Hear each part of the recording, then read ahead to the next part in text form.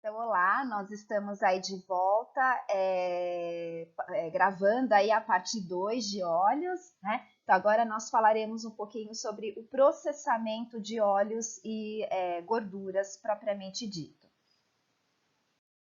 Então, de forma resumida, como é que funciona, né, o processamento de óleos de maneira geral? Então, primeiro existe uma preparação da semente, sejam elas quais forem, então, preparo das sementes dos grãos de soja, de algodão, girassol, né? Então, a gente tem um preparo dessas sementes, e aí eu vou contar um pouquinho mais sobre essa etapa de preparo. Posteriormente, nós temos a extração do óleo, né? Essa extração de óleo, ela vai depender da quantidade de óleo que tem na semente. Então, se a semente ela tem mais de 25% de óleo, ela pode ser, primeiro, sofrer a extração por prensagem e depois ser submetida à presença de solvente, né? E se ela tiver menor quantidade, menos de 25% de óleo, aí é só utilizado solventes, né? Então, lembrando, só para vocês terem uma ideia, o solvente, ele que acaba, esse solvente ele acaba se ligando ao óleo, né? As moléculas de lipídios, digamos assim, e acaba carregando. É como foi o método de Sotler em bromatologia, né? Para vocês avaliarem a quantidade de lipídios da amostra de vocês, vocês usaram o método Sotler. Então, vocês colocaram o solvente, aí existe, né, um processo todo para se elaborar, e aí esse solvente, ele carrega o óleo, né? E aí a gente pega só esse óleo solvente e depois avalia, né? Quanto que se tem de óleo de maneira geral. Então, essa é o processo aí quando se fala de extração. E também existem só aqueles tipos de óleos que sofrem prensagem, como, por exemplo, azeite, a gente vai falar daqui a pouquinho. E aí, depois de ter feito a extração, se produz então óleo bruto, e esse óleo bruto ele vai ser refinado, né? Que a gente fala que é refinação. Então a gente transforma esse óleo em um óleo bruto numa forma de ser comestível, e em alguns deles nós podemos promover a modificação, que é o que nós chamamos de hidrogenação, que nós chamamos de interesterificação, que nós vamos falar daqui a pouquinho. Então, resumidamente, essas são as etapas de processo dos óleos, né? Então, como primeira etapa da preparação, o que nós temos? Então, a recepção da matéria-prima. Então, a recepção dessa matéria-prima na indústria, ela se dá pela observação da característica da semente, se elas estão intactas, se elas estão quebradas, se elas estão fungadas, se faz um teste inicial em relação à acidez desse óleo. De maneira geral, se avalia a umidade dessas sementes, né? Então, se avalia as características principais de como que tem que estar essa semente para que gere aí um produto de boa qualidade. Como segunda etapa também da preparação, existe a limpeza. A limpeza, ela serve, como o próprio nome diz, para retirar tudo aquilo que não diz respeito às sementes. Então, pode ter pedras, né, podem ter pedras, folhas, terra, sujidades, ramos. Então, tudo isso é retirado e pode ser por peneira, pode ser por aspersão ou até mesmo a presença de equipamentos mais específicos como o eletroímã, né, para poder retirar aí metais. Então, feita aí a segunda etapa, que é a limpeza. A terceira etapa é a secagem. Então, existe uma secagem inicial dessas sementes para que elas não sejam armazenadas ainda úmidas, uma vez que elas podem ser fungadas, né? Então, para que haja aí uma secagem adequada, então precisa se conhecer como é que era a umidade inicial para se transformar em uma umidade segura para que possa ser armazenado dentro dos silos e não provocar nenhum efeito deletério para as sementes, né? Então você tem aqui, ó, teor seguro para armazenamento. Para cada tipo de semente a gente tem um teor seguro, né? Então soja, algodão, girassol, o colza e o amendoim, né? São aí umidades seguras para que haja aí o armazenamento e que durante esse armazenamento não se provoque nenhum efeito deletério para as sementes. Aí, posteriormente, se tem o armazenamento. Esse armazenamento, ele se dá principalmente nos silos, né? Então, quando a gente viaja, né, para a região do interior, é muito comum a gente observar os silos. Então, são silos que podem armazenar aí os cereais, como eu já havia dito, e também os grãos para poder fazer a extração de óleo, né? Então, são armazenados nesses silos. Depois essas sementes, né, como segunda etapa, então ficam armazenadas, aí depois começa-se a novamente se preparar essas sementes para que haja aí a extração do óleo. Aí o descascamento, né, então o descascamento é retirar a casca, uma vez que a casca ela não ela é durinha, então ela acaba comprometendo o maquinário, então é importante que haja o descascamento.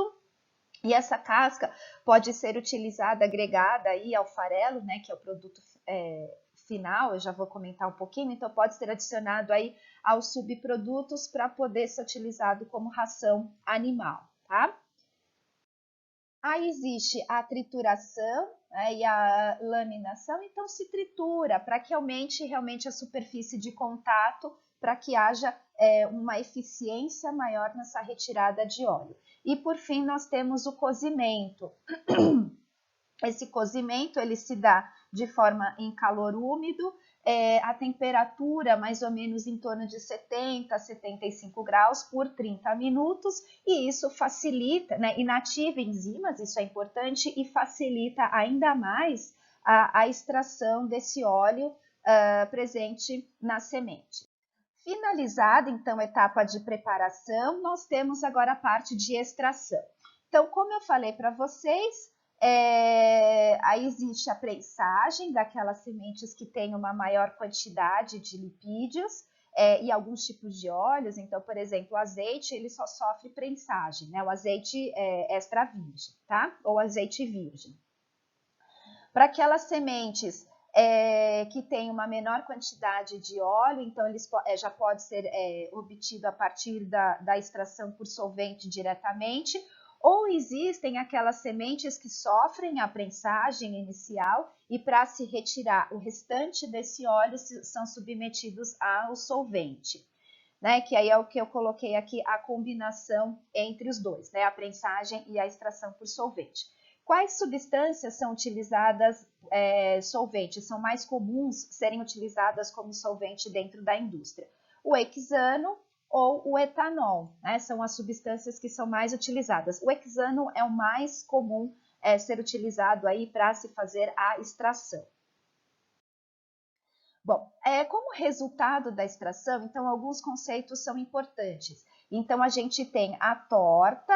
A torta significa que é o resultado da extração desse óleo, mas somente por prensagem, tá? O farelo é o subproduto dessa extração quando se tem o solvente, né? Então, se tem o farelo com o solvente, depois só o farelo. Já vou mostrar para vocês. O solvente é aquela substância química utilizada para poder ajudar na extração desse óleo, e a micela é aquele óleo, né? Junto com o solvente, que eu falei, o farelo com o solvente. Vou mostrar isso direitinho para vocês no fluxograma. Tá aí, então, o fluxograma. Então, aqui a gente tem essa primeira parte, né, essa primeira parte pontilhada é o preparo da matéria-prima.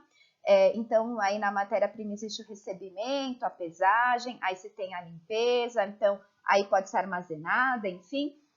Todas aquelas etapas que a gente comentou anteriormente. Então, a quebra dos grãos, a separação das cascas, lembrando que as cascas são utilizadas aí para ração animal, e aí retirada a casca justamente porque a casca ela acaba provocando efeitos deletérios aí para o maquinário, né? Acaba quebrando, né, ou diminui a vida útil do maquinário.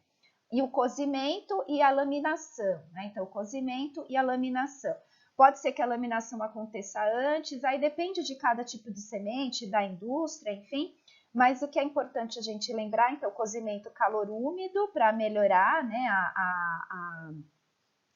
as sementes, né, para que elas para que elas tenham que exista uma maior facilidade para que o solvente entre em contato e retire esse óleo, e a laminação que aumenta a superfície de contato também, né? Então, tudo isso para facilitar com que haja para que seja mais fácil de se retirar esse óleo da semente. Aí, né, por fim, nós temos a extração. Então, a extração a gente pode fazer por prensagem ou pode fazer por solvente. Como nós estamos falando do fluxograma de soja, ele é retirado por solvente.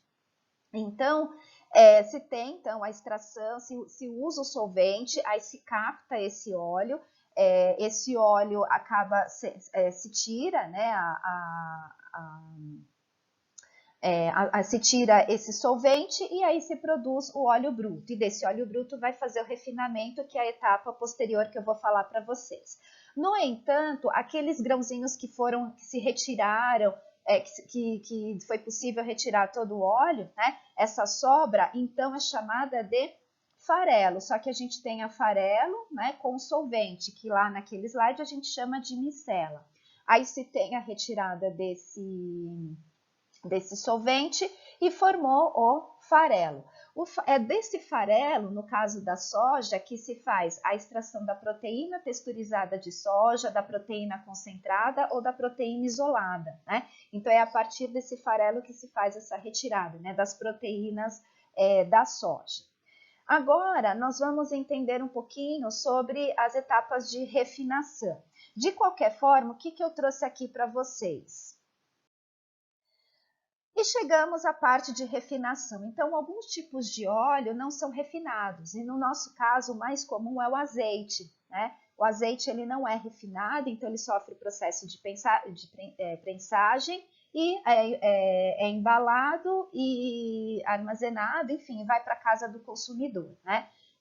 Agora, o azeite de oliva só, aí sim ele sofre essa extração por solvente e acaba sendo também refinado, tá? Então a gente tem aí etapas que diminuem aí a qualidade desse tipo de óleo. Bom, para que serve a refinação? Então, gente, a refinação ela tem o poder de mudar esse óleo bruto, né, em um óleo que seria mais comestível. Então, a refinação ela tem a função de retirar substâncias que dão sabor mais amargo, de melhorar a coloração, então retirar alguns tipos de carotenoides que podem alterar essa coloração. Tem função de retirar substâncias que aceleram o processo de rancificação, acabam o processo também de neutralização, né? Então de aumentar o pH desse óleo para poder ter um sabor mais agradável, né? Então, ele serve para mudar essa característica de óleo, então, do óleo. Então, na refinação, a gente tem processos de degomagem, neutralização, fracionamento, clarificação, desodorização. Aí existem os processos de modificação, que aí no caso eu chamo de hidrogenação, né? Aí pode ser que nem todos sofram processo de hidrogenação, claro, né? Aí são armazenados e são embalados. Então, todo esse conjunto de reações servem para melhorar a característica desse óleo bruto que foi extraído e transformar em um óleo comestível. Portanto, eu coloquei aqui, né, os objetivos da refinação. Então, retirar substâncias que são coloidais, proteínas, fosfatídeos, que aí que contribuem pela sua decomposição, então a sua rancificação, ácidos graxos livres, polímeros, corantes que alteram a coloração. Que mais? Substâncias que são voláteis, que acabam dando odor específico, substâncias inorgânicas, o cálcio, alguns tipos de metais e até mesmo a umidade. Então, o conjunto dessas reações químicas servem para melhorar a característica desse óleo e dar e transformar em uma substância, né, num óleo que possivelmente conseguiríamos consumir sem problemas, né? Eu conto isso, que é muito engraçado, né? A gente tem uma percepção como é que é o sabor do nosso azeite, né? Mesmo sendo azeite extra virgem, a gente sabe que tem um sabor forte, mas nem tanto. E aí, eu tenho família portuguesa e eles produzem azeite, né? Lá em Portugal. Eles têm uma produtora de azeite. E eu lembro, né, quando eu era mais jovem, né? Não vou falar pequena porque eu sou pequenininha mesmo, né? Mas quando eu era mais jovem, eles mandaram, né, para cá, eles sempre mandavam, né? E o óleo do azeite, ele é só prensado, né? E lá ainda sem nenhuma, assim, não tem nenhuma, completamente caseiro o processo. Esse óleo, ele é muito mais amargo, né? Então a gente não conseguia nem, não tinha nenhum tipo de melhorias, né? Então não conseguia nem fazer a gente não conseguia consumir. Então minha mãe acabava colocando um pouco de azeite extra virgem com o normal, né? Que é o que a gente costuma consumir, com aquele lá de Portugal, né? Para a gente poder consumir, porque o sabor é tão intenso. Então é isso, né? A refinação ela serve para dar essa melhorada, né? Claro, que no caso do azeite ele já está quase purificado quando se extrai só por prensagem. Por isso se produz azeite extra virgem, né? E o azeite virgem. Agora, os outros tipos de óleo, né, por características das sementes, podem ser bem diferentes uns dos outros e produzir, né, esse óleo bruto, ele acaba não sendo tão palatável, né, se não sofrer esse tipo de refinação, tá bom?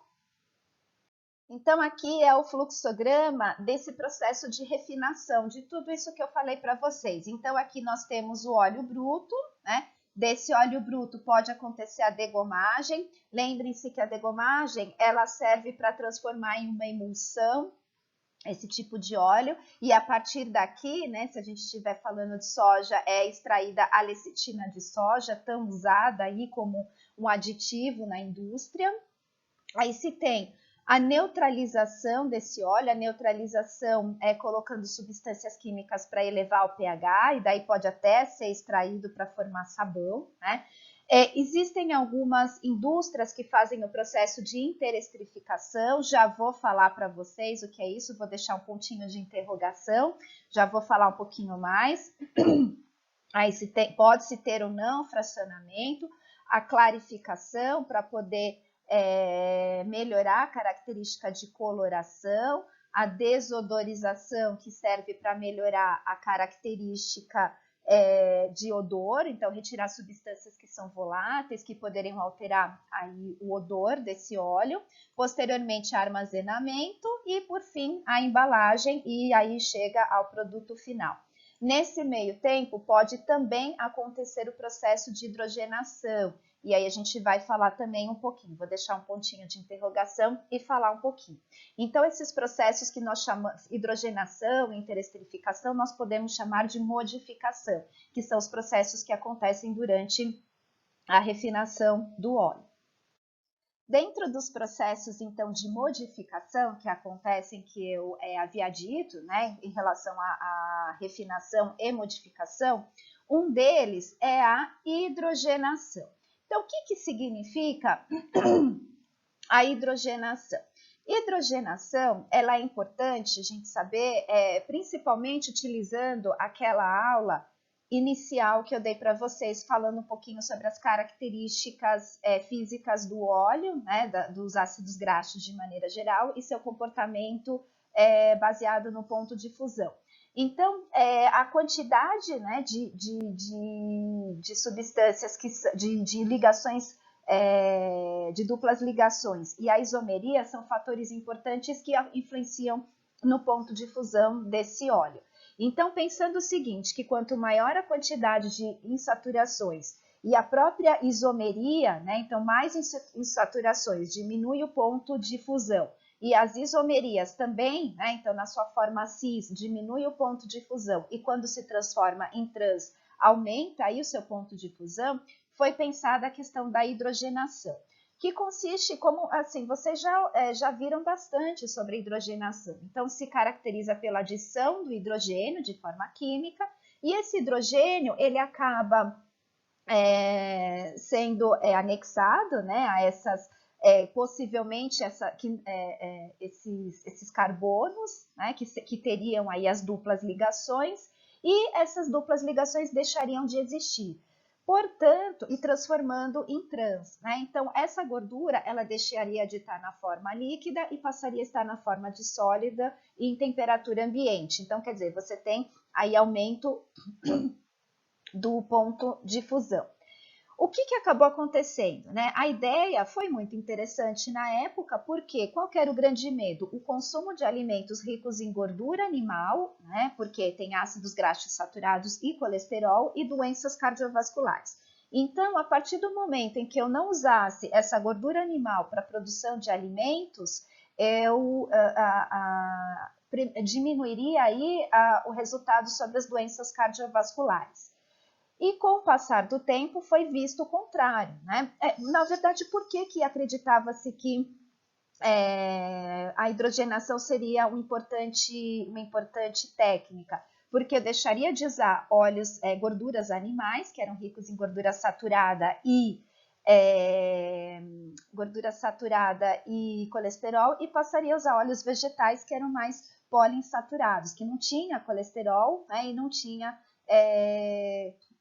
colesterol, principalmente esses ácidos graxos saturados. Bom, com o passar do tempo se viu o contrário, né? Então se viu que os processos de hidrogenação, eles são tão ruins quanto, ou se não piores, ao próprio consumo de gordura saturada e colesterol, né, para as doenças cardiovasculares. Então, a hidrogenação, além dela aumentar a lipoproteína de baixa densidade, que é o LDL, ela ainda pode, né, existem aí uma discussão entre os pesquisadores, enfim, mas ela pode também diminuir as lipoproteínas de alta densidade, que é o HDL. Então, quer dizer, ela gera um efeito deletério para as doenças cardiovasculares. Então, na tentativa de melhorar, né, esse tipo de processamento, foi desenvolvido a interesterificação, né? Essa interesterificação, vou colocar aqui, né? A interesterificação, ela consiste ou pode ser feito de forma química ou de forma enzimática, né? Usando aí lipases de micro-organismos, micro-organismos específicos, ou então usando uma substância química que é o metóxido de sódio. Essas substâncias, elas confeririam uma característica de alterar de forma randomizada a ordem desses ácidos graxos dentro dos triacilgliceróis. E poderia até acontecer a alteração desses ácidos graxos de forma randomizada entre também 2 triacilgliceróis. Então, eu tenho um triacilglicerol com 3 ácidos graxos, de forma randomizada, esses ácidos graxos podem alterar a sua ordem, né? Ou então, entre 2 triacilgliceróis, eu poderia aí alterar. Então, esse ácido graxo vem para cá, para esse outro, né, triacilglicerol. Então, poderia aí ver uma troca desses ácidos graxos que são esterificados. E isso, o que vai ocasionar? A mudança da característica química desse óleo, dessa gordura. Então, aqui eu trouxe algumas informações, né, só para vocês terem uma ideia. Então, o ponto de fusão do óleo de soja era na faixa de -7, quando faz a interesterificação, fica 9,9. O algodão, de 11,5, fica 34. Então, isso permite que se tenha aí a mudança da característica física. Então, ela deixa de estar na característica líquida, passa a estar na característica sólida e daí possivelmente ser utilizada na indústria, né? Então, quando se fala em interesterificação, não se tem a adição de hidrogênio, não se muda a característica, né? Não se muda a característica dos ácidos graxos como acontece na hidrogenação. Apenas se altera a posição e com isso se tem a mudança da característica física. Então, pode ser que isso seja uma alternativa em substituição aí à gordura vegetal hidrogenada e utilizada para os preparos de produtos de maneira geral. Agora, só para identificar, eu já falei um pouquinho, então azeite extra virgem é aquele que sofre a prensagem, né, do fruto da oliveira, né, e só sofre a prensagem, e o grau de acidez, ele é 0,8%, tá? Quando a gente tem o azeite virgem, ele também é feito por prensagem, mas a qualidade já é um pouquinho menor, né? Então a acidez acaba sendo 2%. E o azeite de oliva, como eu falei para vocês, ele já sofre o refinamento, então ele já é melhorado, então ele já é diferente, né? Ele não tem a sua qualidade comparada assim como azeite extra virgem ou azeite virgem, então azeite de oliva de maneira geral. E podem existir o que nós chamamos de óleos compostos, então é uma mistura de azeite com óleos vegetais, então deve ser identificado na embalagem, né? Então a legislação pede que seja identificado quando há esse óleo composto, né? Então, essa junção. A margarina, e é interessante a gente falar, né, que a margarina ela é proveniente da emulsão de água em gordura vegetal. E essa gordura vegetal que é aquela gordura vegetal hidrogenada. E é interessante, né, que da margarina, claro, a gente antes de eu falar sobre os processos de hidrogenação, da margarina pode ser adicionado o leite, né? Também pode ser adicionado corantes, podem ser adicionados conservantes, né? Pode ser adicionados vitaminas para poder melhorar aí a característica nutricional. E os tipos de margarina é interessante porque podem existir as duras e as cremosas, né? Qual que é a característica dos tipos de margarina? A dura, ela sofre um processo de hidrogenação que a gente fala mais seletivo. Então, os hidrogênios, eles são colocados onde principalmente o primeiro lugar que eles vão, né, são nas insaturações. Então, principalmente ele procura os ácidos graxos insaturados. Então, eu estava lendo a respeito que o fato de transformá-la em dura é porque ela tem, né, cerca de 80% de gordura, a mesma quantidade das cremosas, mas o processo de hidrogenação ele é chamado seletivo. Então, isso faz com que essa gordura seja mais dura, inclusive até a temperatura ambiente, né? Então, ela não se oxida e ela é bem dura em temperatura ambiente. As cremosas, aí a gente já fala que a hidrogenação é não seletiva, então o hidrogênio, ele não simplesmente vai somente nas insaturações, ele podem acontecer ao longo das reações químicas, então não existe essa seletividade e isso confere um tipo de margarina aí mais cremosa. Bom, e sobre as manteigas, né, o que a gente tem para falar? Ainda eu comentei com vocês na aula de leite, né? A manteiga, ela é extraída, né?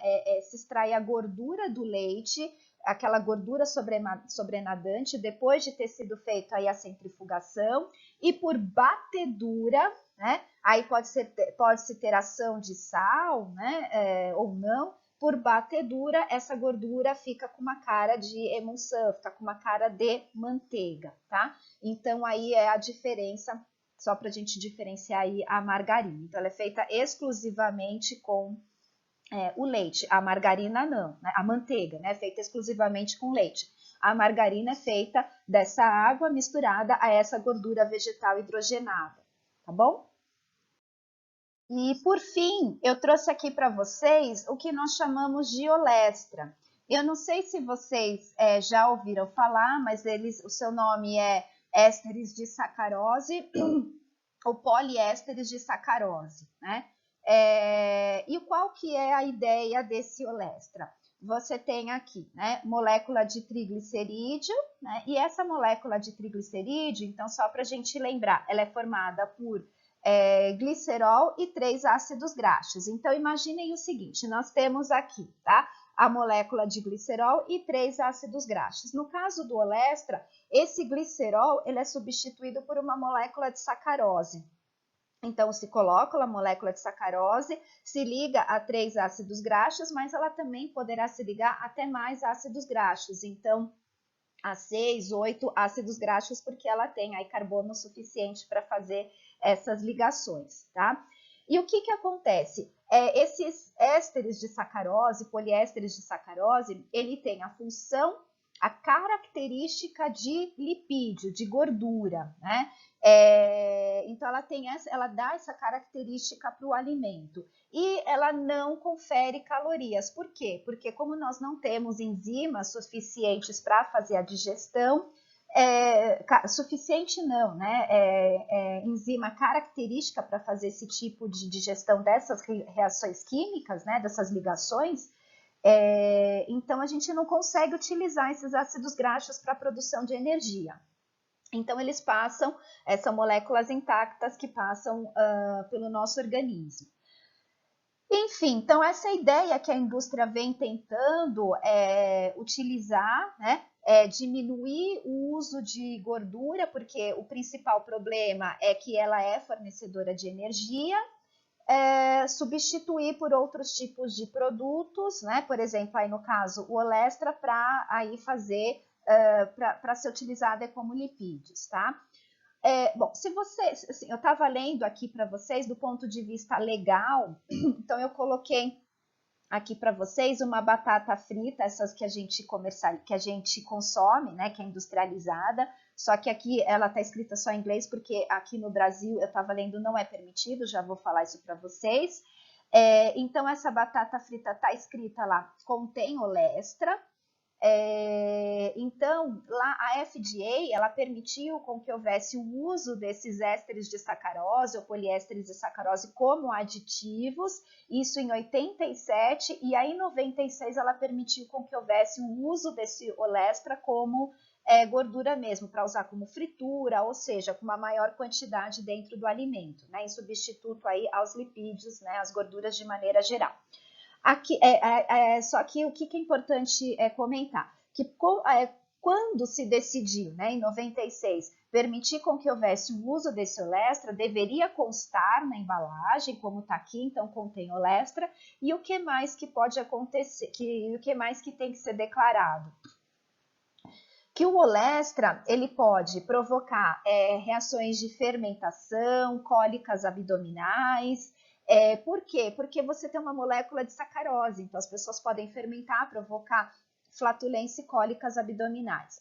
Outra coisa importante que acontece em relação ao olestra e que tem que ser declarado é que ela diminui a absorção de vitaminas lipossolúveis quando é adicionado. Então, quando é adicionado em grandes proporções, como substituto de óleo para fazer fritura e etc, né? Ou como uma gordura para dar uma qualidade melhor aí para o alimento, tá bom? Aqui no Brasil, ele é utilizado apenas como aditivos, então em pequenas proporções, tá? E aí eu estava lendo, assim, eu não encontrei nada que permitisse com que houvesse ainda, né, a legislação para que haja o uso do olestra nos nossos alimentos, né, como um substituto de óleo. Ele é usado apenas como aditivos em proporções pequenas. E se é usado como aditivo, não precisa ser declarado que contém olestra, né, que contém esses ésteres de sacarose ou poliésteres de sacarose, tá bom? Bom, gente, é isso. Sobre óleos e gorduras, finalizamos por aqui. E aí nos vemos em aula, né? E aí presencialmente presencialmente não, né? Nas aulas remotas aí nós tiramos as dúvidas que houver, tá bom? Beijo, até mais.